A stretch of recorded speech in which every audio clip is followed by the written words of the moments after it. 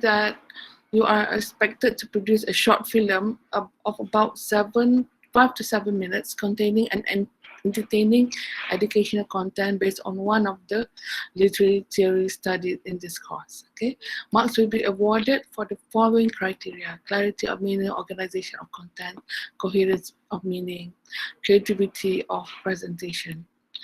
So the video will be submitted via YouTube, link to the instructor. Okay, so you can just put it on YouTube. So this requires one person in a group to be the one that will edit the short video. So I hope that all of you know how to edit a short video, or maybe most of you would know, and then all the others know how to produce a video. Now, you can I ask you if there is anyone here who doesn't know how to produce a video? Is there anyone who doesn't know? Okay, if you okay, is there anyone who doesn't know how to edit a video? No, no one. Everyone knows. Can you hear me? Can you hear me? Okay. Does anyone here? Is anyone here lacking in knowledge regarding editing a video? No?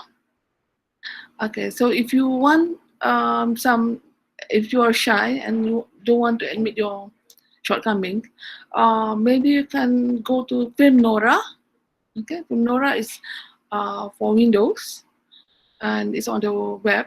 Okay, and then if you are using Apple, you can go to iMovie. You can download iMovie app. I'm using iMovie app to make a video. Okay, so you can use that app also.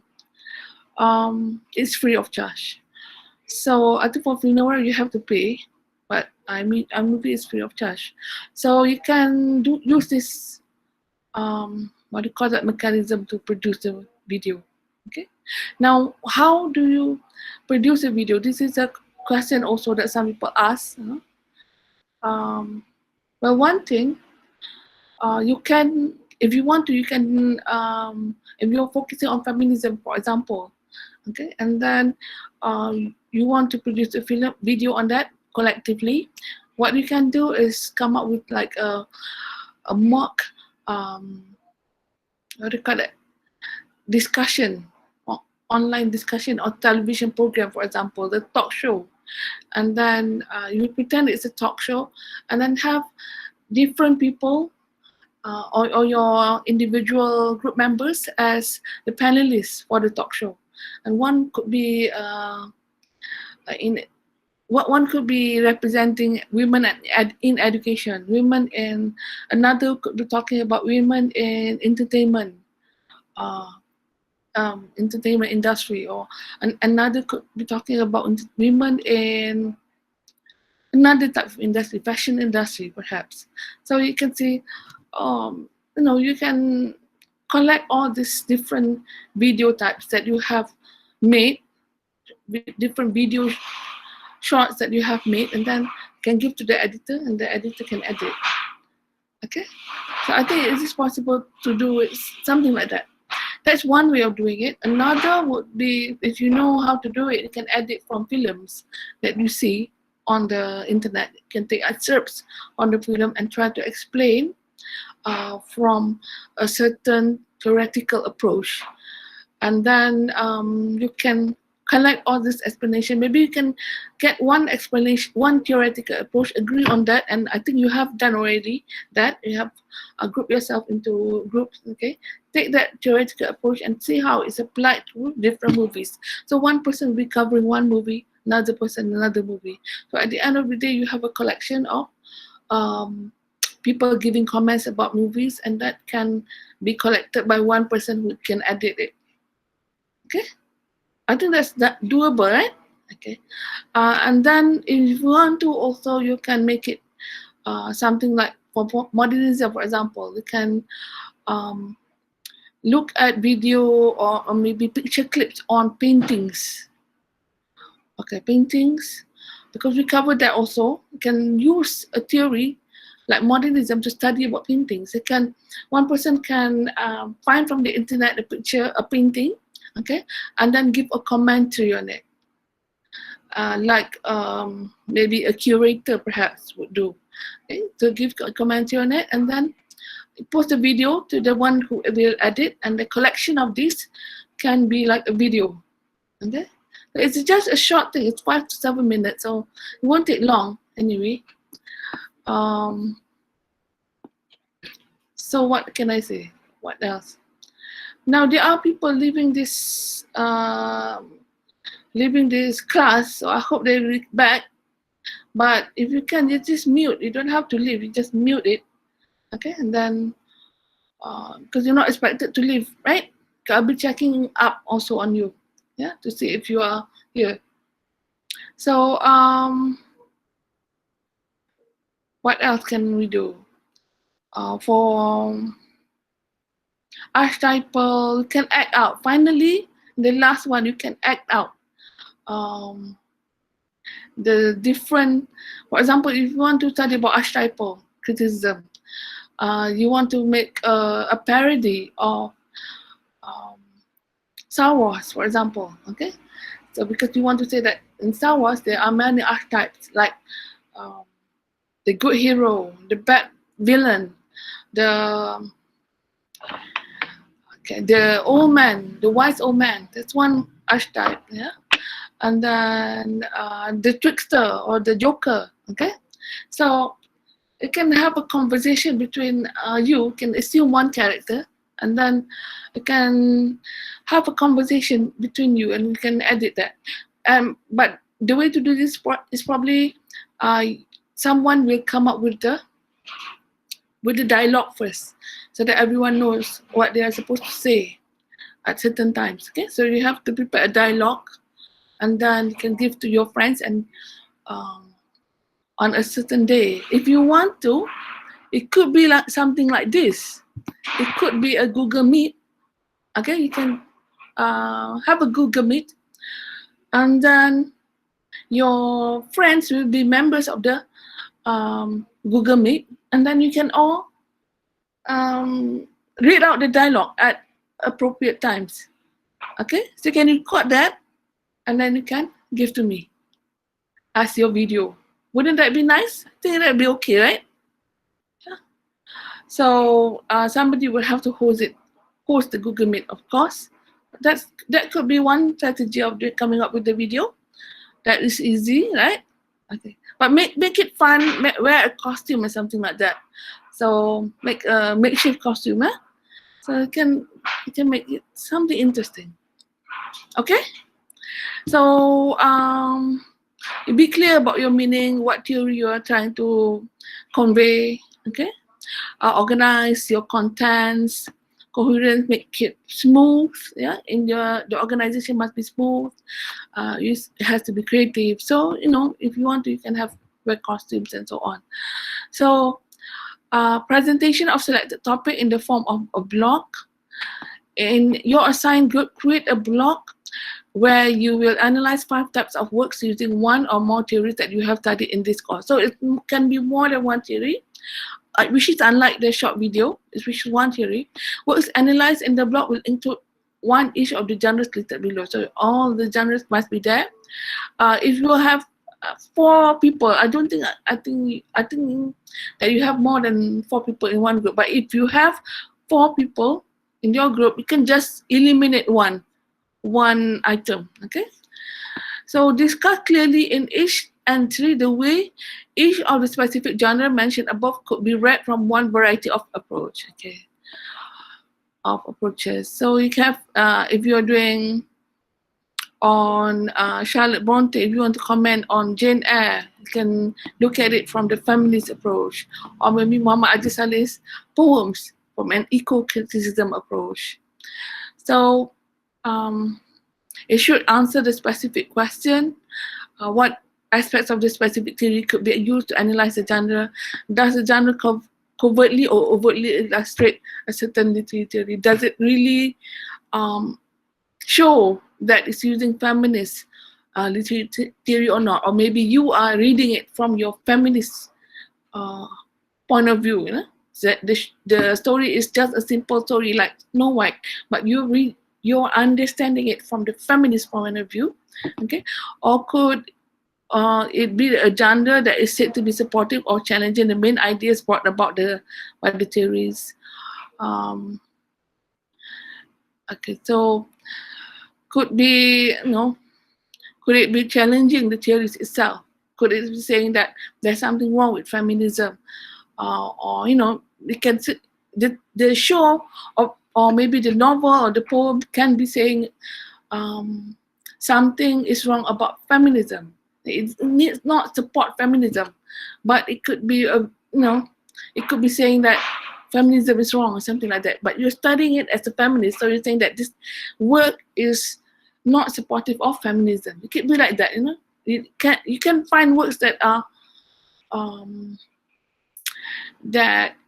critical of certain beliefs, you know? And then you can criticize that work based on that. So why and why? Okay. So all answers, try to answer this in your blog. Excerpts from the blog entries that are plagiarized will be given 0 marks. So no plagiarism, as I've said in our earlier class. So then we have quizzes also, where there will be 4 quizzes. And I will deliver to you via e-Taklim or Google form, okay? Whichever is applicable. So for the e-Taklim, sometimes they have a time limit on when you could answer the quizzes. And after the time limit has gone, you cannot answer anymore. So conducted, and then the final assessment is the final examination, and will be conducted via e-Taklim and turn it in. Okay, so it's an application-based examination question. So anyone else wants to? Do you have any question about this? Are we clear about the? Are we clear about the assessment? What you're expected to do? Yeah. So it's very simple. You can also use Google Meet if you want to. You can create something from there, a video. Okay. You can record it and email it to me, or if possible, you can put on YouTube also. Okay. So now we are moving on to our class on structuralism. And if you have comments, don't give it to me via the phone because I'm charging my phone, so I cannot look at my phone right now. Okay, so this is structuralism. And structuralism is a way of thinking that works to find the fundamental basic units or elements of which anything is made. So everything is made of structures. And if you study structuralism, you want to see how it's made, how the structure is constructed. So structuralism originated in the early 90s in the structural linguistics of Ferdinand de Saussure and the subsequent Prague, Moscow, and Copenhagen schools of linguistics. So they study linguistics in these towns, in these cities. So they produce their own schools, their own ways of understanding linguistics. It follows Aristotelian science and developments in the 19th century of chemistry and physics, because in the 19th century they started to produce the table of chemicals, wherein chemicals are classified under certain categories based on their quantities and qualities. For example, a structuralist analysis of a pencil seeks to analyze how certain atoms combine to make the wood and graphite cylinder of the pencil. Okay, so it appeared in many fields such as anthropology, linguistics, mathematics, and literary, cultural criticism. So structuralists are interested in basic elements of units that make up any system and discovering the rules that govern how these rules can be combined. So they want to know how it is being constructed, what makes up the system, and how the various parts are constructed together to fit into one structure. And that's all, not concerned with anything beyond. So they're not concerned with the history of the materials, where they came from. They're not concerned with who made them, and so on. A structuralist view of literature would start by asking what are the main basic units and the atoms of a text. So in literature, when we study it, we ask ourselves what make up a piece of novel, for example, and the answer would be simple. It would be language, and more specifically words, because words combined together make up a language. So linguistics was one of the first field of knowledge to adapt a structuralist perspective. So in the study of literature, we have an element of linguistics in it because we study also words.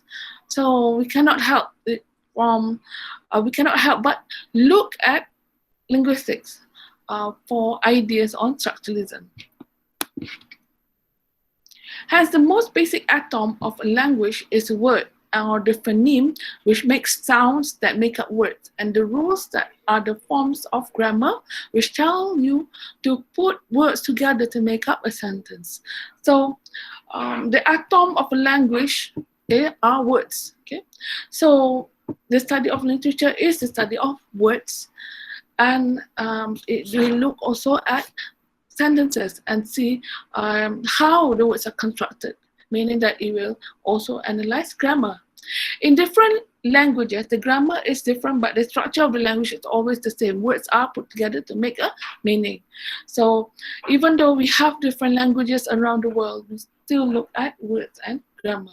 So this is one part of literature that we must be aware of. In the study of literature, we do study words, and we do study about sentence construction, but we don't give that major emphasis. We look at the theme and the theme of the story, the characterization, and all that. So this is one part of our study of literature, not the whole part, the study of words and sentences. Structuralism is a science, and it is thought to be universal. It is a quest for universal and timeless truths.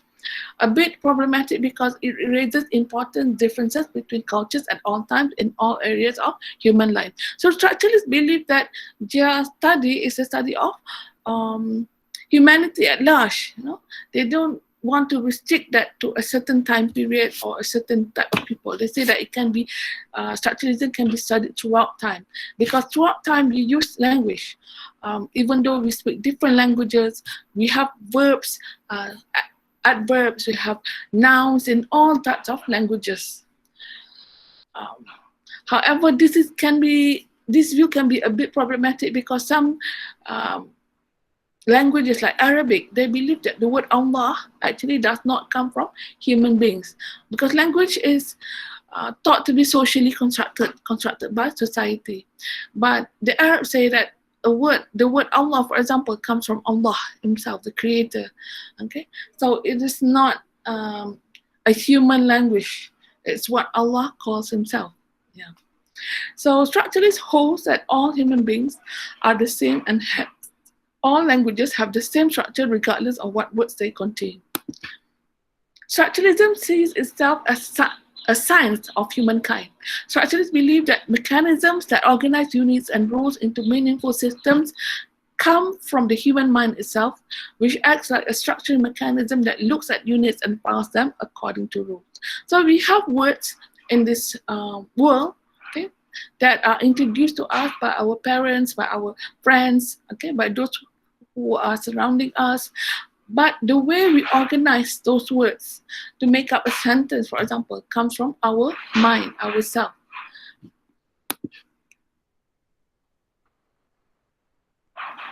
This means that the order in which we perceive the world is not inherent in the world, but the product of organizing capacity in our mind. So the way we order the things that we are taught by others comes from our mind, the way we order the words. Language structures how we perceive reality, which is the world. So our language comes from our society, and it structures our reality. It tells us what is important in this world. Okay, so that language comes from society, but the way we understand the language, which are words, the way we understand words come from our mind. So how do we perceive reality? The question is, how do we perceive reality differently from other communities that speak other languages? Okay, in Malay, for example, we have the word rice. Okay, rice stands for in Malay, rice is nasi. Okay, but it's more than nasi, because if it is uncooked, if it comes from the tree, it's called padi. Okay, if it's still growing, it's called padi. Now, if we process the padi, we can get beras, okay, or rice that is uncooked. Then if we cook it, it becomes nasi. And if we were to produce other types of rice, it can become pulut. Okay? And then it can also, if we put a lot of water in the rice or in the nasi, it will become kanji. So we have many words for rice, unlike Westerners who have only one word for rice, which is rice. We have nasi, we have padi, we have beras, we have kanji, we have pulut. Okay, so that shows to us that this rice is very important to our culture, because there are so many words that are associated with it. Now, it's the same with Westerners. If they talk about snow, for example, and we have only one word for it, which is salji. Okay, but if Westerners were to talk about snow, they would have frost. They would have words like ice. They would have avalanche. Okay, they would have other similar words. Yeah, but I think the one that I come across is frost. Frost is a little bit of snow, but not enough to cause any kind of problem. It's just that it could be very slippery if you step on a bit of snow. Okay, if you step on frost, it become very slippery. The road can become very slippery for you. And there is snow, there is avalanche, there is many more. Yeah, many more. And it's the same with pork. There is pork, there is ham, there is bacon, there is what do you call that? Piglet. Yeah, all these types of names that you can give to one single entity, and we only have in our culture only one, which is babi, right? So babi is not very important to us because we have only a few words on it. Okay, so Saussure founded the course, the structuralism, and the work that is associated with structuralism is course in general linguistics. Now, Saussure did not write this course in general linguistics in the sense that he had already died before it appeared. But this course in general linguistics were the materials for it were collected from his students who took notes during his lectures, and together they combined the notes and created the course in general linguistics. So they understood de Saussure, or Ferdinand de Saussure, as a very important figure who taught them something new about language. So why study Saussure? Literature made up of language, so you must understand how language works. Saussure, a structuralist, is interested in the universal structure of language. His ideas apply to any language and to anything we call signifying system. So here, as a linguist, he was very interested in language, but he was saying something about language. He was saying that it is a signifying system. Okay, nothing is a sign unless it is interpreted as a sign. So he sees languages as signs. Now, there are many things that can, be classified under this signifying system. It is basically a set of units and rules that creates a method for conveying meaning. So that is the meaning of signifying system, the definition for it. Another signifying system other than language is the traffic light. Okay, so other example would be the sign language, or the Morse code, or other types of signs that tell you that there is a meaning behind these signs. Okay, so all signifying systems operate according to one of the fundamental principles of any language, which is associated of a word with an idea or a thing. So when you see the sign, you have to associate it with another thing. Okay. So this sign also works together with other similar signs to it. For example, the signs that you see on the road, for example, stop sign, slippery road signs. That is the signs for traffic, right? Or human traffic. No, sorry, for traffic on the road.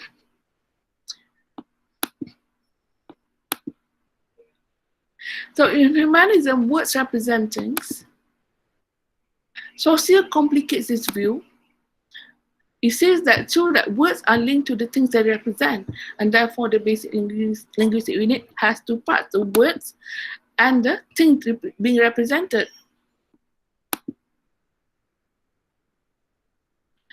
Okay, so you have words that represent something, which is the words itself are called signifier. Now these words can be written and also can be spoken. Now, I'm using a list of signifiers here as I'm speaking to you. Okay, and the other thing that makes up a word is the signified. The signified is the concept being represented by the signifier. But normally, some people, the humanists, for example, believe that there is a link, a strong link between the signifier and signified. A book, for example, is B-O-O-K. The word has a strong link to the concept of a book. Now, Saussure abandons this idea because he says that the link is arbitrary. There is nothing that is strong that ties the word book, B-O-O-K, to a book. Okay, that's nothing. Saussure says that the relationship between the words and the things they represent is completely arbitrary. Arbitrary means it could be, the signifier could be anything. It could not, it could be a sign, for example, or maybe if you want to create another word for it, you can say that it is, it sounds like R-A-I, rye. Okay, a rye is the book. Okay, so if you get a society to agree with this relationship between R-A-I and the book, it becomes the word for the book. So the relationship is arbitrary. It's nothing that really ties the two, signifier and signified, except that it is agreed upon by society. So according to Saussure, in the signifying system known as the human language, there are two units: concept, the book, for example, or the tree, and the sound image, B-O-O-K, or 3-R-E-E. Okay, so the sound image can also appear as an image. It's either a sound or an image, or both.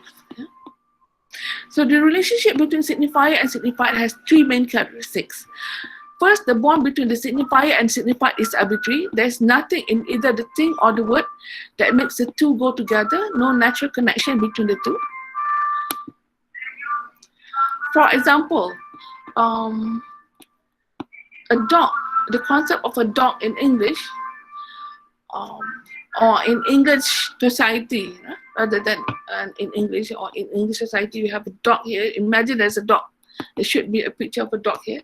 But the dog can have one signifier, which is dog. It can also be perro in Spanish, hund in German, chien in French, anjing in Malay. So there are many signifiers to signify the concept of a dog.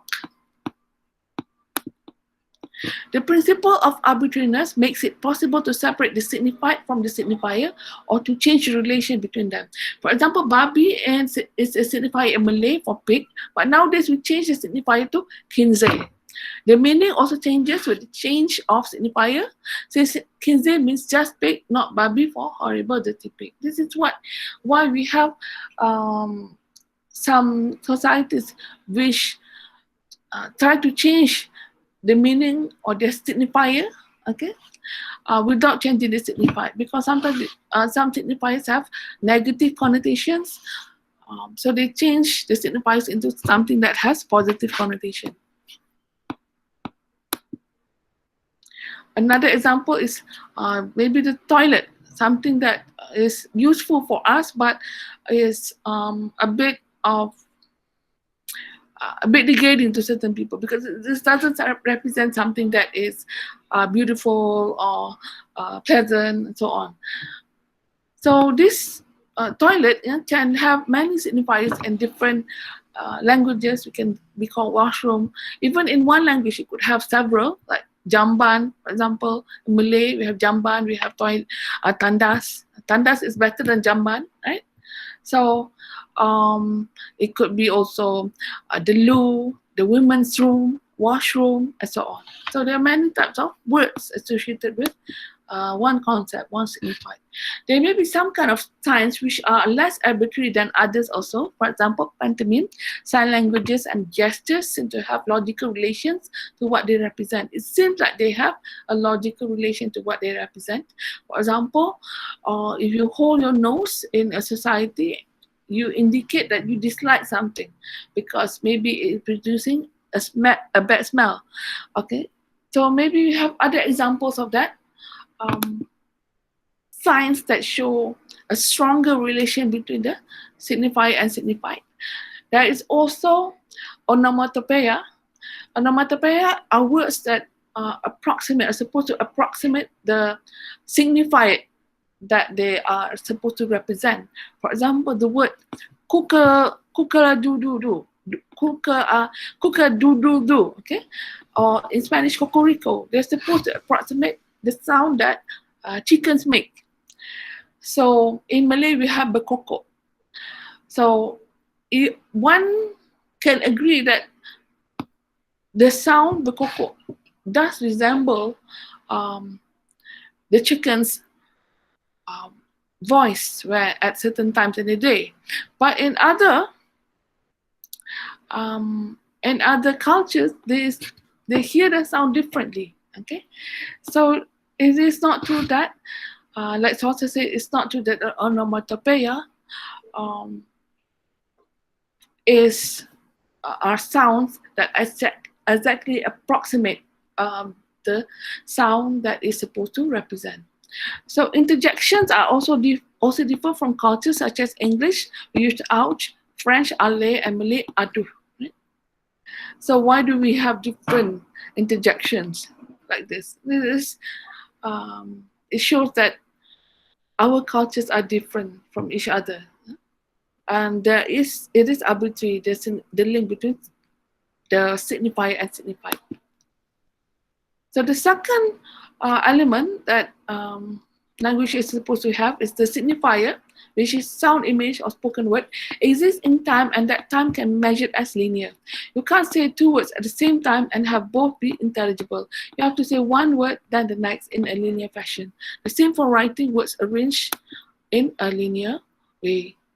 So you have, for example, I'm a student. You cannot put that into just one word. You have to say one by one the words, okay, in order to make sense. And the third element in a language is the conception of language entails that all thought takes place in the medium of language. According to Saussure, language itself gives shape to ideas and make them expressible, and thought cannot exist without language. So he was saying that if you want to understand something, it has to have a word first before your understanding can come to you. Okay, so without a word, the thing does not exist in a society. The thing that, or the signified, does not exist. Without the signifier, the signified does not exist. So Saussure also talks about langue and parole. Saussure wants to focus on the system of language as a whole, which he calls langue, rather than individual parts of the system, which he calls parole. So he was looking at the bigger system of language. A langue is a language in a society. Now there are many other languages also in this world. So he was looking at one language and then studying about the system itself. And also in that way, he was studying about the words in the system, parole, but he paid more attention to langue. Langue can be set in the context of social relations by a community. When you have a language, when you have a community agreeing on the rules of the language. The concept, sound, image produce parole. Parole is another part of the of lung, but a minor part. You have to have a signifier and you have to have a signifier here and a signified in order to come up with parole. So we generally talk about the meaning in order to discuss about how a signifier and signified come together. So Saussure changes the word meaning to signifies. Okay, so in Saussure's vocabulary, a signifier, a word signifies a signified a concept. Okay, so he focuses on what he calls signification. It exists on the level of individual parole. So instead of saying that a certain signifier means a certain signified, Saussure said that a certain signifier signifies a certain signified. Signification is also produced within a structure as a whole at the level of lung. Structure, so Saussure calls this value. So at the level of lung, we still see some kind of signification. And Saussure is saying that value comes from the fact that one particular term or unit is surrounded by all other items or units of a system. So in a language, a parole, a word, or in a lung, a parole or word attains value because it has similar paroles surrounding it. Okay? For example, red. The color red is valuable or has values because it is not black, it is not white, it is not blue, is not purple. So it's not other colors on the spectrum of colors. Okay. So one item in a signifying structure attains value when it's not other items in the same signifying structure. So if you want to compare, for example, red with food, with nasi lemak, you cannot do that because they're not from the same signifying structure. You have to compare it with something similar to the color in order for the color to make sense. The most important relation between signifiers in the system, the relation that creates value, is the idea of difference. So one signifier in signifying structures such as the colors, for example, has to be different from other signifiers within the same signifying system. And the signifying system also can be a member, okay, associated with the larger signifying system, which is language as a whole. Yeah. So one signifier in the system has value because it's not any other signifiers in the system. For example, this is the word the letter T, sorry, the letter T, it represents the sound T. Now, T can also be signified by this sign or this sign, okay? So these are the signifiers for T. It can also be that if you have a community of people who take this as the sign or the signifiers to represent the T, then it is it becomes the signified. The signifiers. So at the level of lung, the sound T has value because it's not B, it's not F.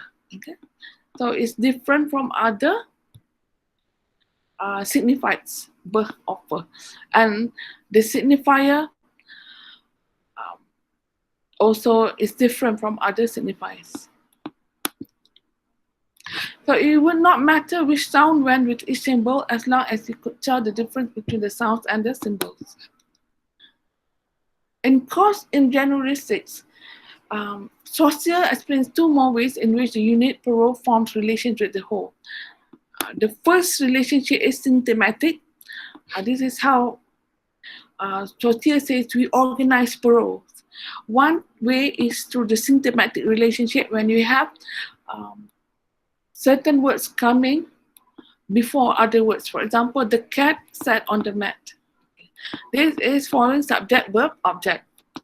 Now, you can change the structure, change the meaning a bit, when you say the mat sat on the cat, because you're changing the organization of the paroles or signifiers. Now, another way in which now this is explaining a bit about syntagmatic relationship. It's crucial because it is called discourse. Okay, it is how we talk, we communicate with other people when we organize our paroles to convey certain meanings. Now, another way of organizing your paroles is through associative relationship. It is commonly based on memories and personal affiliations, how you feel about certain things. Now, the word education, for example, may be linked to other words that end in "tion", for example, relation to association. But you may also store the word education with other words that evoke a specific experience for you. For example, teacher, textbook, homework, tuition. So it can be stored in your mind through things that are linked to it.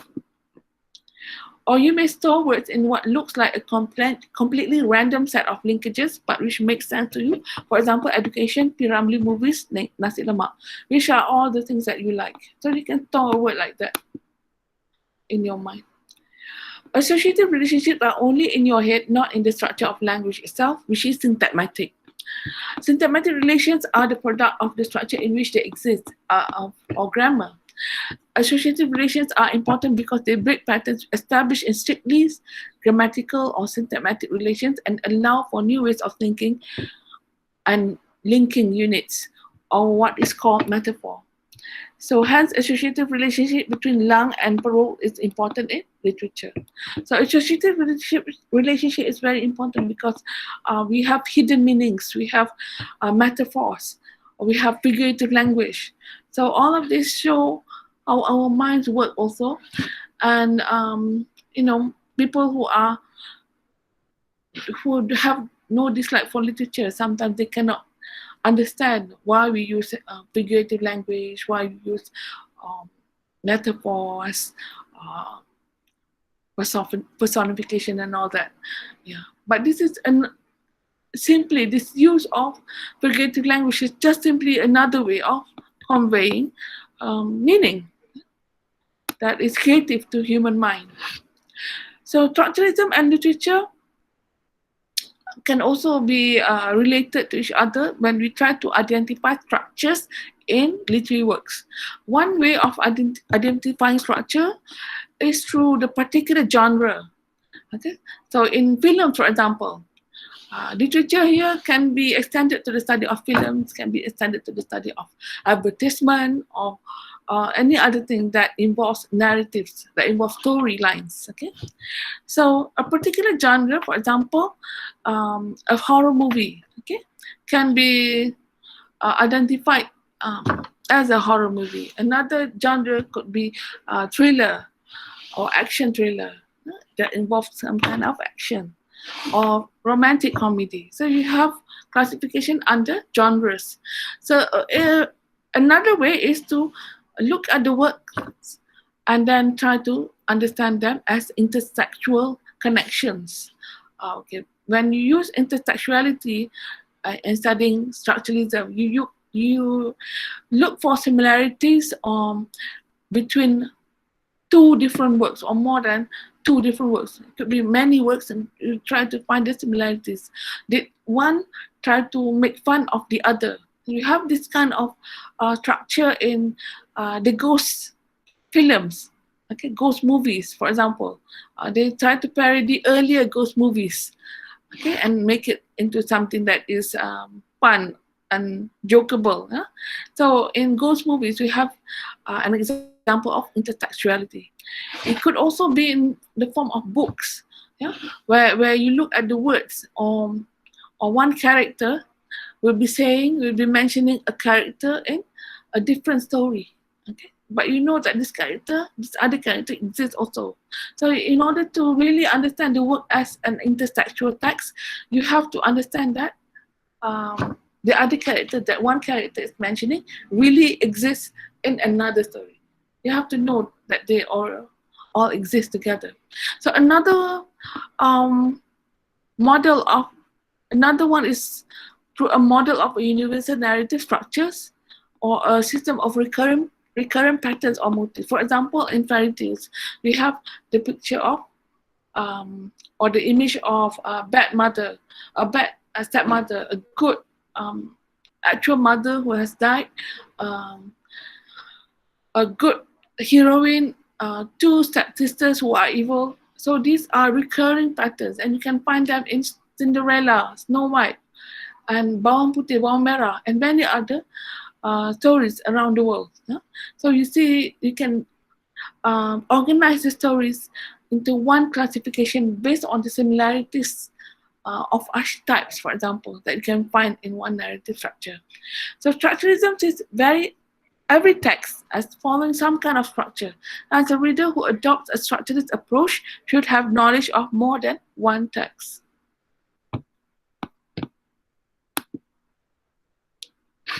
Structural literary criticism argues that the literary banter of a text can lie only in new structures rather than in the specifics of character development and voice in which that structure is expressed.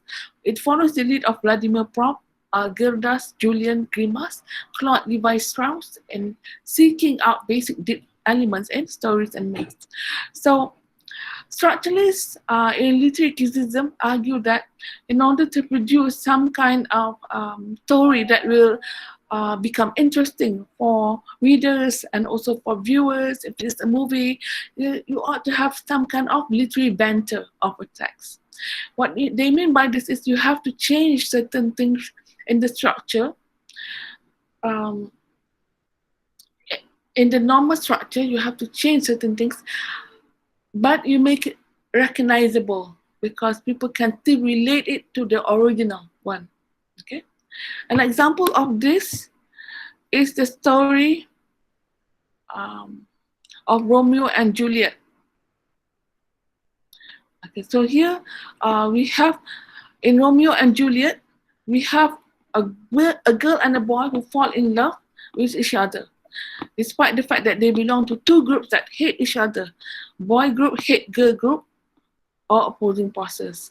And the conflict is resolved by their death. So this is a structure, the normal structure that you can find in Romeo and Juliet.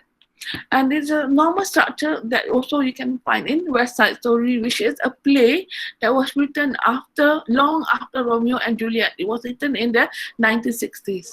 So the same structure, it follows the same structure. Boy loves girl, boys group and girls group are in conflict with each other, and this results with their death, with them committing suicide. It's a similar structure. So for structuralists who study about literature, they say that this is very boring because it follows the same structure, okay, the same structure. And some people like Catherine Belsey also said that the structuralist danger of collapsing all different. The structuralist is endangering the idea that anything new can come from a society or of filmmakers, for example, because it says that everything that we produce ought to belong to previous structures. Okay. Now, however, some people in structuralism, they disagree with it. They say that you can still, even if you have known structures like this, you can still produce something very interesting, something different. Okay, such as this one, which is boy family likes girl's family. So this is an inversion of the previous structure. Boy family does not. It's not combating, or are not enemies of the girl's family. They like each other very much. So they arrange a marriage between their children, despite the fact that the children hate each other, or boy hate girls, but boy's family and girl's family get along together. And then in order to escape their marriage, the boy and girl both commit suicide to escape the arranged marriage. So you can see that it still has a similar structure. because there is a boy, there is a girl, but the boys' families and the girls' family are at war. No, I'm sorry. They like each other instead of being at war with each other. However, this still ends with suicide. So they say that this story will provide something interesting to structuralists because it provides some kind of literary banter. They say, okay. So the justification is that the second story structure is an inversion of the first story structure. The relationship between the values of love and the two pairs of parties involved have been reversed. So in the study of structuralism in literature, in movies, for example, can produce new ways of producing new movies and new stories based on old structures. And the way to do this will require some kind of creativity on the part of the filmmaker or the writer. Okay, so this is, I think, basically all that I have to say for today's class. So,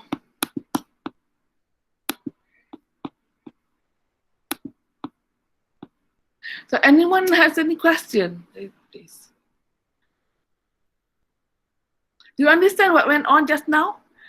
Yeah, do you understand what is signified and signifier? Yeah? Yes. Yeah, okay. So it's clear, right? Signifier are words or words that can be uttered and can be written down. Okay? A signifier is a concept. But we think that signifiers are many. There are many, okay? And signifier is one because signifiers are many because we have different signifiers in different languages. But where do we find one word, one signifier as having many signifiers? Is that possible?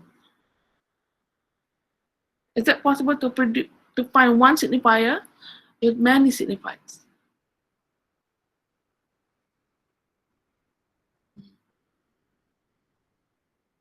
Anyone wants to answer this? You want to answer this, Abu Hanifah? Abu Hanif, right? No? This is okay. Anyone else? Yes? How about the word stop, madam? Okay, stop. What do you mean by that? What stop? Uh-huh. Like if we put different stresses on the stop, it would mean differently. Yeah, I think. Maybe as in you are angry, like stop, or maybe like stop it. Yeah, it can be your intonation, right? Yes. Yes. But that is not really clear because it's basically saying the same thing. Stop it. Oh, okay. Okay, but where? It's okay. That's all. Well, that's all you want to say? Okay, it's okay. You haven't entered this. I'm sorry. I'm just I hear myself talking, so a bit disrupting for me. Okay. For example, you can say, okay, gadis cantik. Okay. Jelita. Okay. Jelita, the word is supposed to have a signified. But could we have different forms of jelita or beauty in this world? We could have that, right? In some cultures, being fat is considered being beautiful. And other cultures, it's being slim. In most cultures, I believe it's being slim. But in Africa, there's a community that says that a beautiful woman is fat. It should be fat. It should be somebody who has flesh, a lot of flesh on her. Okay, so that could have many signifiers. Another one. Are you drinking any water? Okay. Oh yeah. Okay, you're showing me the way you drink. Nobody else wants to show me what cup they are using. I'm talking to this cup because it's showing me certain things, right? Okay, so let's hear from you. Khadijah. What cup are you using? A mug, like. Okay, a mug. Huh? Yeah. A mug. So I'm using a mug also. But what brand is your mug? From typo. It's like from a stationery shop. Okay, that's interesting because you use branded goods, right? You're conscious of using a branded good. I'm using IKEA mark, right? So the word mark here is a signifier, and we have different types of marks, IKEA and typo mark. Okay, maybe other people also have different marks, but which one is more have more quality or highly valuable than the other one, IKEA or typo? Can you guess which one? Which one to you would have more quality? IKEA, IKEA. It's still IKEA. I Actually, think, because they're like that's the what do you call it? They are experts in furniture goods and household goods. So. okay. But I bought it at only 250. So I'm the clever consumer, right? In that sense. But the thing is, I think the typo mark is more valuable because my IKEA mark breaks very easily. It can dent also very easily. So, by the way, but don't tell that to anybody else, right? Because I want to say that this signified can be quality also, whether it's better quality or not. So one signifier can have many signifiers because it can the signifier can be the quality of the signifier. I'm sorry, the quality of the signified, the mark itself, the way people perceive it. Okay, like it's supposed to be more beautiful. IKEA mark is more beautiful than typo mark. Okay, other elements such as the way that it is maybe could be symbolic of a certain country, for example, like a rose. You know? A rose is not just a rose. A rose can be a woman, can be England, can represent peace, for example. So it can have many signifiers. Yeah. So we live like that in today's society where we put emphasis on branded goods.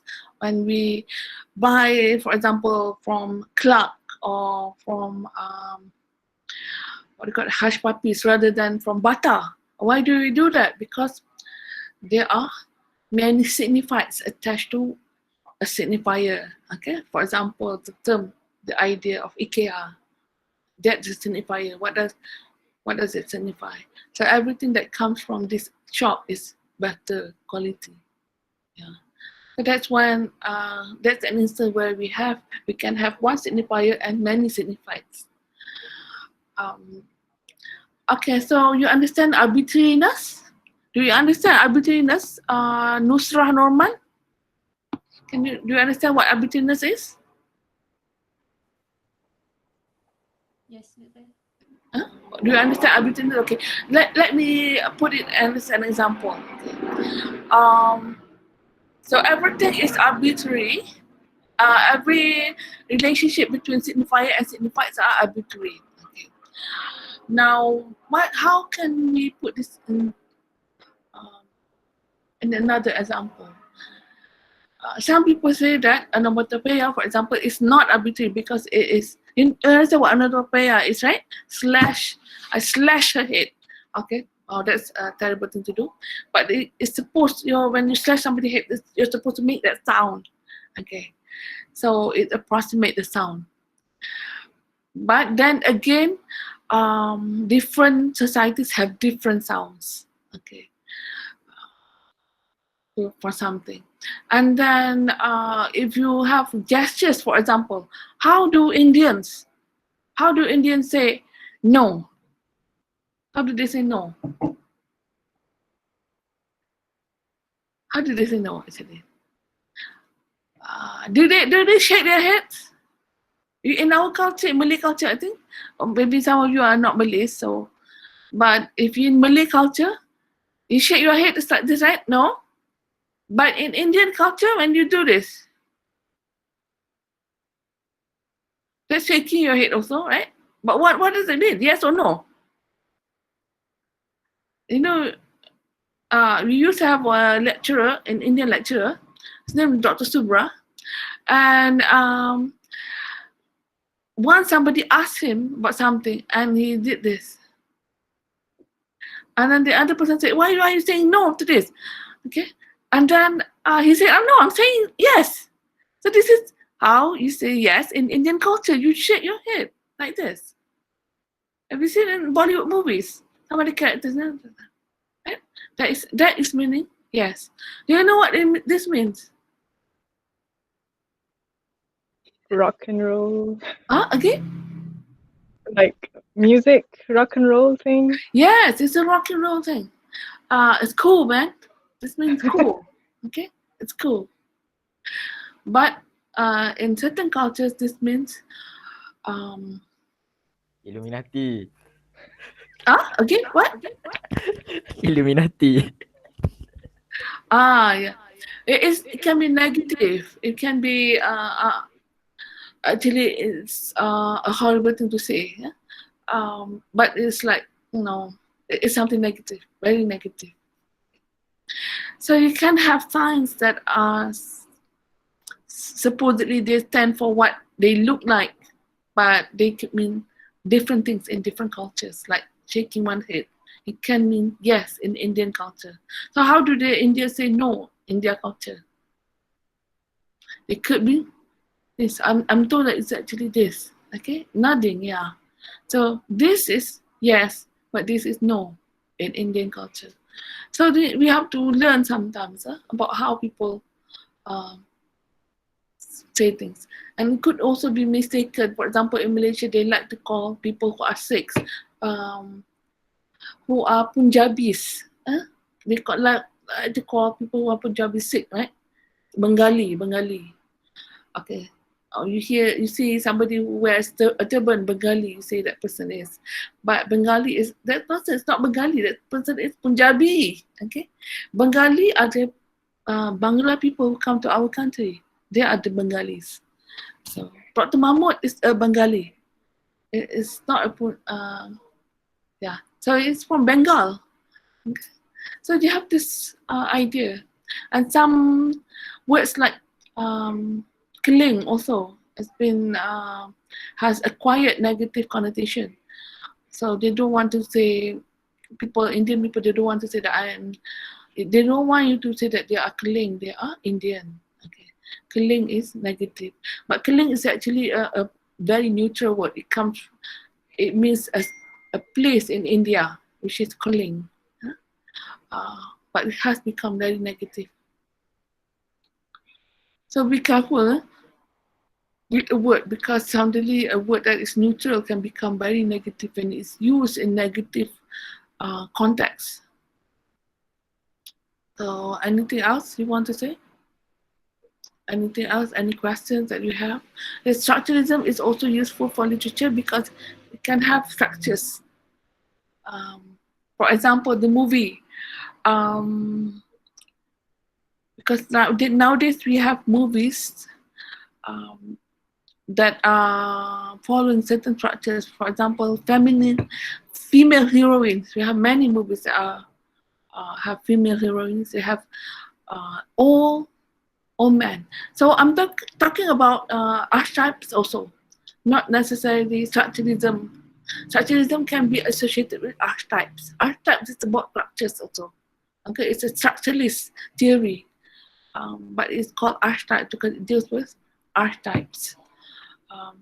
So in certain movies, or many movies, we can see a female heroine, wise old man.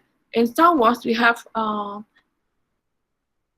Luke Skywalker. No, sorry, not Luke Skywalker. Luke Skywalker is the old man. Okay. Previously, it was Ben Kenobi, but then it's Luke Skywalker. And then in Harry Potter, we have Gandalf, right? No, Gandalf. That is Dumbledore. Dumbledore, not Gandalf. Gandalf is Lord of the Rings, right? Okay. So you have that old man who's always there, okay, in the movies because they are wise. They give you advice. Okay. So they have the young heroine. Nowadays it's all women, it appears. I don't know why. And then you have a man sidekick, okay, male sidekick, and then you have a trickster figure, somebody who makes jokes, somebody who's laughable, okay, but helpful. Other types also. So in structuralism, if you want to make a movie of it or a short movie, which is your assignment, you can create all these stereotypes. You can do something similar to the one that is assigned to archetypal criticism, but you can also do something different. Okay, so it's up to you. So, any question about our lesson today? Anyone wants to ask anything? Okay, no? Okay, please. Okay, so if you have any more questions, you can just type on the WhatsApp. Okay, so I will leave you for now, and I'll try also to post. I've been working on my own movie, YouTube movie, because I know that it's a challenge, perhaps for you. Perhaps it's not a challenge. Okay, so maybe for some of you, it's not a challenge. You are very well versed in making videos, but for me, it's a challenging thing because I'm already 50 years old, 50. Okay, so I have to come up with a YouTube video, and I've never done that before in my whole life. So I'm coming up with a video right now, and you will see my video, which is quite nice. I'm using iMovie, so inshallah it'll be okay on YouTube. Okay, I'll be doing something on structuralism and also post-structuralism for next week. Okay, I'll see you then. See you next week. Okay, ciao. Assalamualaikum. Waalaikumsalam. Thank you, Doctor. Waalaikumsalam. Thank you, Doctor. Thank you, you. Doctor. Thank you. Bye.